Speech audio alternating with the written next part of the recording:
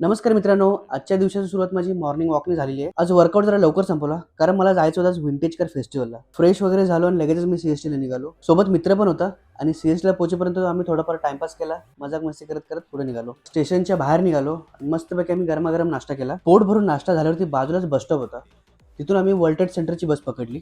खूप वर्षानंतर मी double decker बसमध्ये बसणार होतो. सकाळ सकाळ बसमध्ये खूपच गर्दी होती आणि एसी बस असल्यामुळे थोडंसं आतमध्ये शांत वाटत होतं. तोपर्यंत मी नरिमन पॉईंटचा व्ह्यू एन्जॉय करत होतो. थोडा वेळ उभं राहिल्यानंतर फायनली मला बसण्यासाठी जागा भेटली. थोड्या वेळातच मी वर्ल्ड ट्रेड सेंटरच्या स्टॉपला उतरलो आणि मग नंतर मी आतमध्ये एंट्री केल्यानंतर जबरदस्त व्हिंटेज कार अँड बाईक होत्या आणि त्या कार बघण्यासाठी खूपच सुंदर वाटत होत्या. चला तर तुम्हाला थोडंसं कलेक्शन दाखवतो.